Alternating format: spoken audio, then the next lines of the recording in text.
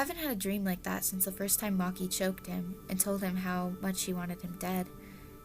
By the way, Kokichi was talking. I think I must have been sleep talking.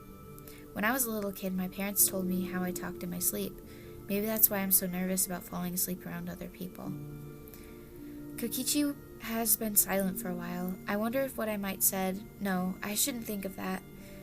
He said he was going to stay by my side. He wants to be around me and I want to be around him. I pulled him closer to me, petting his head. His hair is unexpectedly soft and it smells really good. Maybe that's kind of creepy. Sahara-chan? Kokichi asked, looking up at me. I could feel my face getting hot. The face he was making was too cute. I silently gushed at how cute he was as he continued. Kaito came to the door earlier, and... Kaito came? He must have wanted to apologize. He's the one to be hot-headed in the moment, only to apologize later.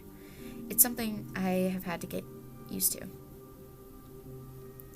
He said that since you're his sidekick, he supports your decision to be with me.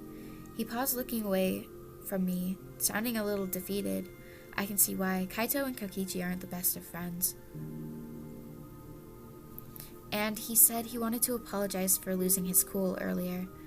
Kokichi said, cuddling into my chest again. I snaked my arms around his back and traced circles, 'cause he does like affection. Kokichi, I know you're not the fondest of Kaito, but could you please try to get along with him? I asked, hoping he would say that he would, but honestly, I can never really guess what Kokichi is thinking or feeling. This causes me a lot of anxiety. Even before, he wouldn't come out of his room for days on end, and I could barely cope or contain the anxiety I was feeling. I hated it when I didn't have him by my side at all times, because I was worried that maybe he was alone and afraid. And when I found out my anxieties were correct, I broke down. Out of everyone here, he's the last one I want to lose.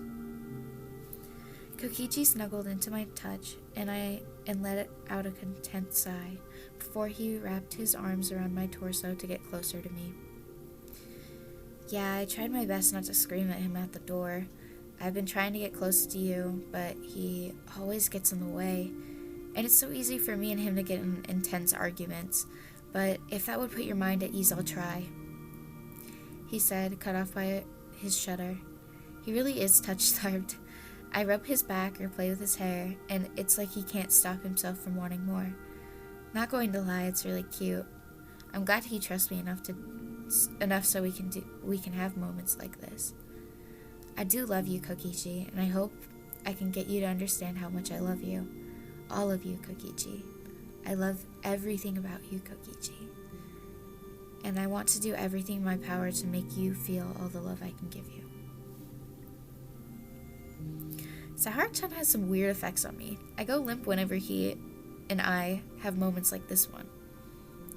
And Sahara-chan, I wish this would never end. I want to be able to be with you, and you alone, all the time. But I know that's selfish because you have friends and other people you care about. So, only for you, Sahara-chan. I will do everything in my power to make you happy, even if it's not with me. Kokichi, I'm really happy that you put forth the effort to try to be kinder to a person that you don't like, Saihara said, putting his hand on my chin to guide my head so we were looking at each other. I didn't like it when other people made me look at them while I'm admitting something. But for some reason, because I'm with Saihara-chan, I feel at ease and comfortable like this.